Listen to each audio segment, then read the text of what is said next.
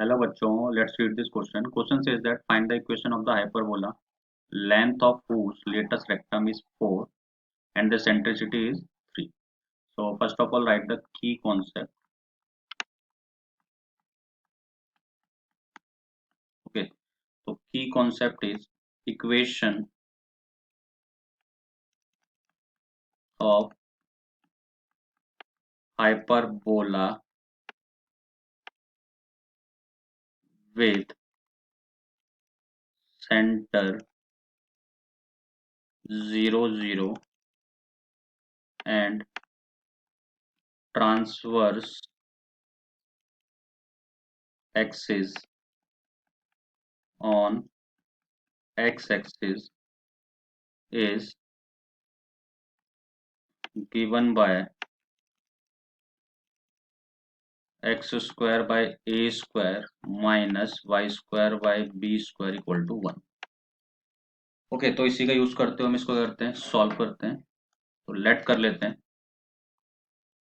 Late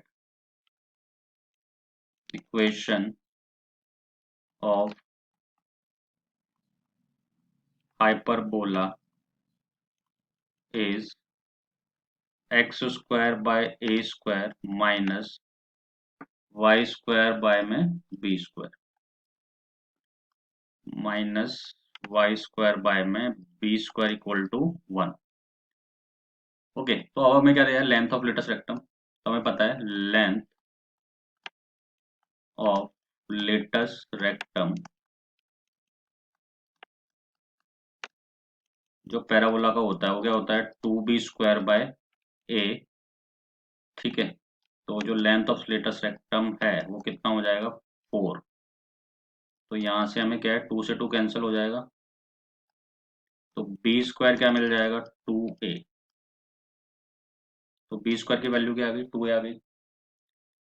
ठीक है, अब इसने क्या दे रखा है, इसेंट्रिसिटी दे रखी है. इसेंट्रिसिटी कितनी है, 3 है. और हमें पता है इसेंट्रिसिटी जो होती है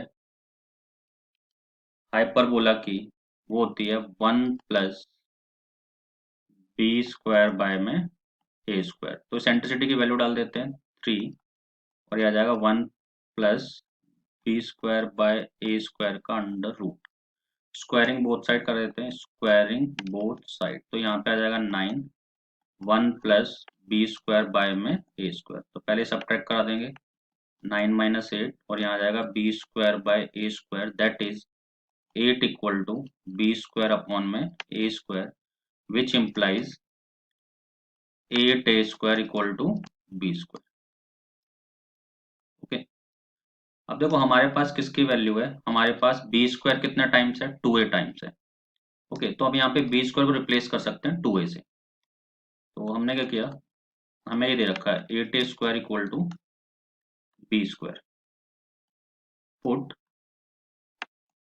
B square equal to 2a, इसे सब्स्टिट्यूट कर देते हैं. तो ये आ जाएगा 8a स्क्वायर 2a, 2 4 जा 8. तो ये हो जाएगा 4a square minus a equal to 0. a common ले लेते हैं, 4a minus 1 equal to 0 which implies या तो a 0 होगा या फिर a कितना होगा, 1/4 होगा. बट a 0 नहीं हो सकता क्योंकि लेंथ है ट्रांसवर्स एक्सिस की. तो a की वैल्यू क्या होगी, 1/4 होगी. अगर a 1/4 होगा तो हमें पता है बी स्क्वायर किसके इक्वल है, 2 टाइम्स ऑफ a के. तो हो जाएगा 2 into 1/4 that is B square हो जाएगा 1/2 मीन्स b आ जाएगा हमारा 1/√2. अब जो इक्वेशन ऑफ हाइपरबोला में लेट की थी वो क्या थी, X square by A square minus Y square by B square equal to 1. Okay, तो a की जो वैल्यू निकाली हमने वो क्या निकाली, 1/4. ओके, ये निकाली थी हमने a की वैल्यू 1/4 और b की वैल्यू क्या निकाली हमने, 1/√2. ठीक है, तो यहाँ पे b की वैल्यू हो गई 1/√2. अब इक्वेशन क्या थी, X square by A square minus Y square by में बी स्क्वायर इक्वल टू 1. तो यहाँ सब्स्टिट्यूट कर देते हैं. तो हो जाएगा एक्स स्क्वायर अपॉन 1/4 का स्क्वायर 1/16 और यहाँ पे वाई स्क्वायर ये हो जाएगा 1/2 इक्वल टू 1. इसको थोड़ा सॉल्व कर सकते हैं हम. तो ये आ जाएगा 16x square minus 2y square equal to 1. it is the required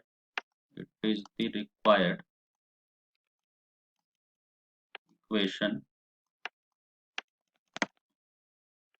of hyperbola. Okay, I hope you understood the question well. Best of luck.